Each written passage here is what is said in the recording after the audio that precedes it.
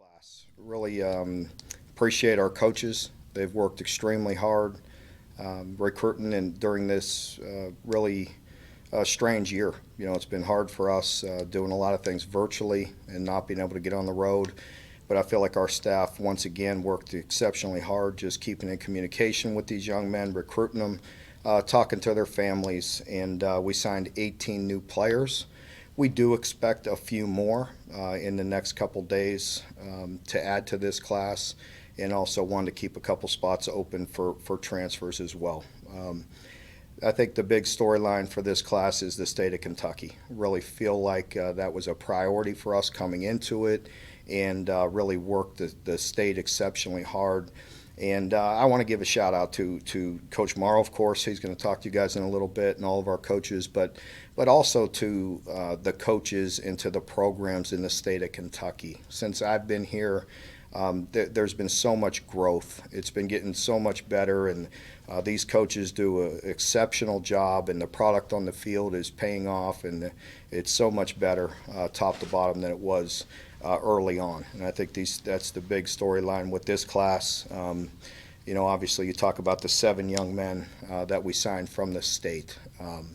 The past 3 years we've signed difference makers from the state, and we want to continue to do that moving forward. And again, I think you have to credit the high school coaches and the programs, because they are developing these young men, and you're seeing it on the field. So I'd like to start with that, talking with the guys from right here in town, from Frederick Douglass.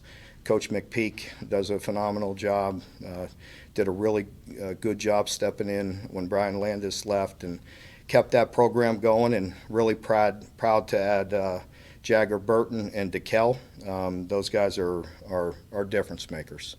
They've been a priority of ours since 2 or 3 years ago. So, really good team. Had a very difficult loss a week ago, but have really built the winning culture there. Coach does a phenomenal job, and great players there.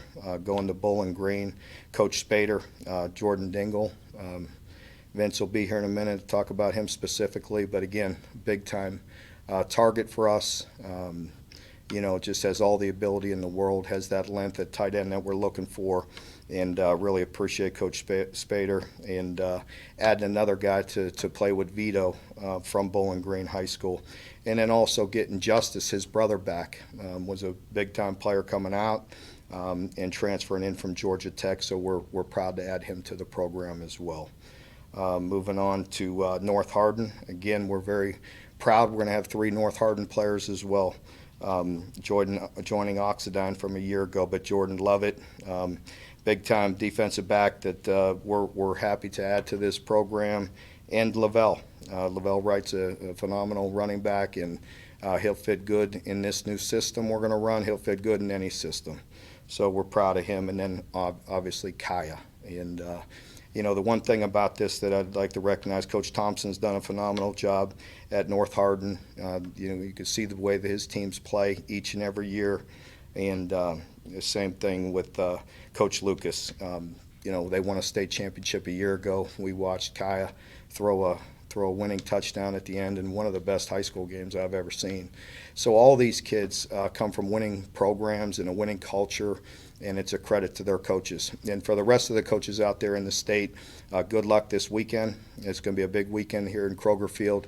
We wish under normal circumstances we'd be there watching you. And I can't mention you by name in this press conference, but I did want to recognize the coaches that we were signing, guys, because I'm allowed to comment to them directly. But do want to wish all the teams good luck this weekend. It's going to be a great weekend in Kroger Field, and we wish we can be there. Again, went up to Michigan, got one really good player out of Michigan, went into Ohio. Vince got 3 more players out of Ohio, and we dipped into the South and got 3 quality players out of Georgia and 2 Alabama. So top to bottom, really good class. Had to go to Australia to get our specialist again in Wilson Berry. Hopefully he'll continue to build on the good things we've done with Max and Australian punters. So looking forward to getting him here as well. Had a good conversation. He was the first one in our class yesterday to sign. So top to bottom, really good class. Good players top to bottom. great young men. They're going to continue to help us build this winning culture here.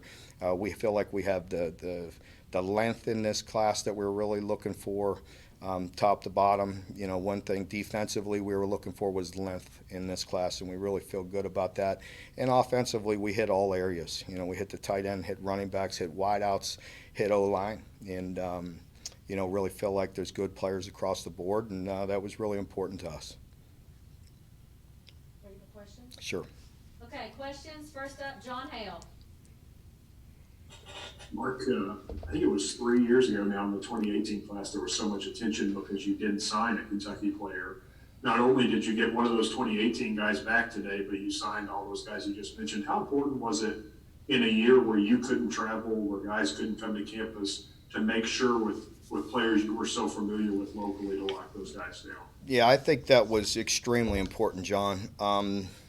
Because of that, just we're familiar with these young men. We know the programs that we're coming from. We know how they're coached, and we know what type of players they are and people. So it was extremely important. It's been a priority to you know, concentrate on this state. And again, I'm proud. You know, hopefully some of the work that we've done on the field at the college level is carrying down, inspiring some of the youngsters, you know, at the middle school and at the grade school, and you know, helping in some small way. You know, we are always open to the high school coaches, always invite them here, and have a great relationship with them. But I mean that when I say that. I see the difference in the state. I see the way these coaches are coaching and the way they're developing players.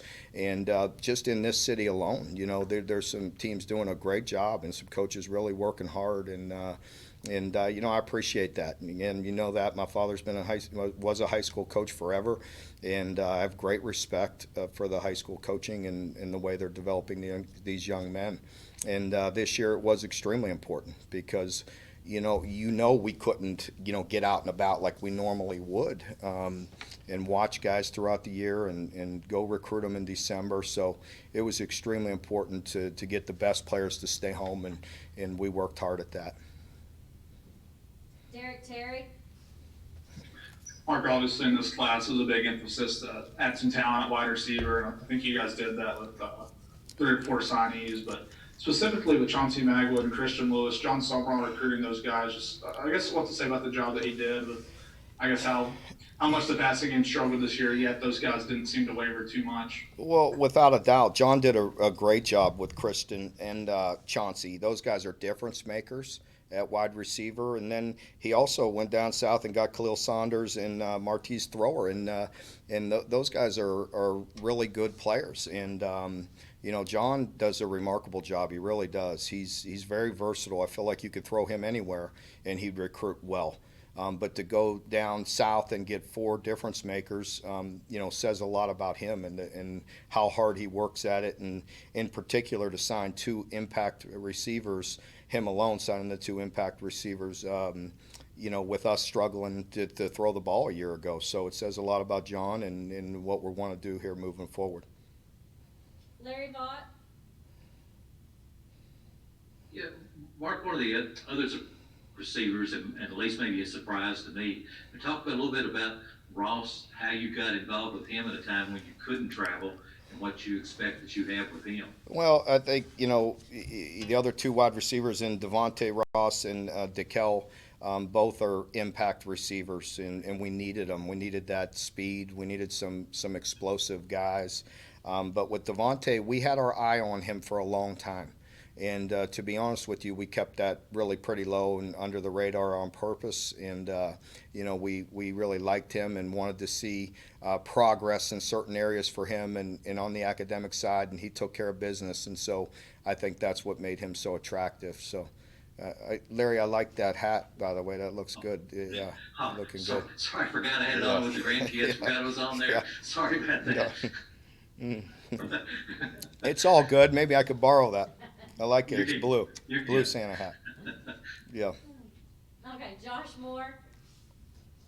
I promise I'm not trying to be negative, Mark, but the Ohio, I guess it wasn't maybe as giving as it usually is for you guys. And nothing against it. Is that a reflection of just where the class was or what Well, you needed? I think it's a reflection of John being able to go down south and getting 4 guys, Vince spending a enormous amount of time in Kentucky. And we made a big priority to get the guys in Kentucky. That takes a lot of his time.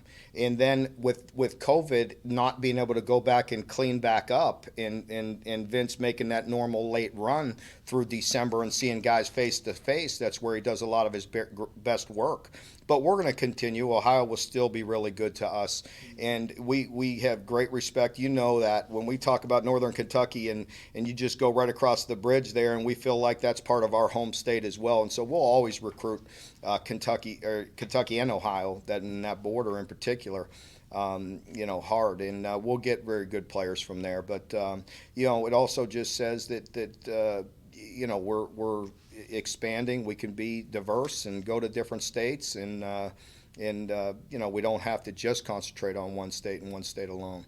But with Vince, heck, he got really 7, and guys out of the state, and then 3 in Ohio still. So I mean, he's still all over the place. And it's a different year with COVID, but we'll still get back in Ohio. Nick Roush. You still got to see most of these guys before COVID hit. I know you didn't have officials and all that, but you got to see them in camp or maybe at some games or whatever. What about the next classes? What are the challenges of recruiting? They want to walk around, 23? Just walk around and stop that light from shutting off. It does have an effect, Nick, for sure. I think it will be different. That's for darn sure. Just not getting out, and for me, getting out in December and January, I'm not allowed out in the spring. It definitely has an effect on all head coaches, but it is. But what are we going to do? It's a pandemic. It is what it is. We got to do the best we can with getting to know these young people through Zooms and interacting with them as best we can, double checking with people we know in the communities and coaches, and doing background checks on them as best we can. But it is what it is. Different. Would you say you Zoom with recruits or your own players more? I'd say it's probably equal. It depends on the time of year and what we're doing. In the next week, it'll be more Zooms with recruits, because we'll start hitting the next class pretty hard right now with the Zooms. Jeff Drummond. It's been you though, Nick, lately. I've been seeing your face on this Zoom. I had to Way have. too much. They told me I had to have a press conference yesterday. Now I had to have one today. I'll probably have to schedule one for tomorrow. So we'll see you soon. Why not? Yeah. Jeff Drummond.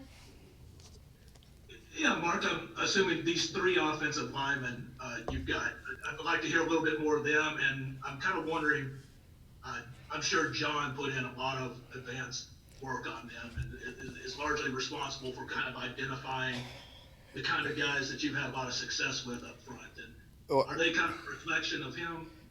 They are, without question.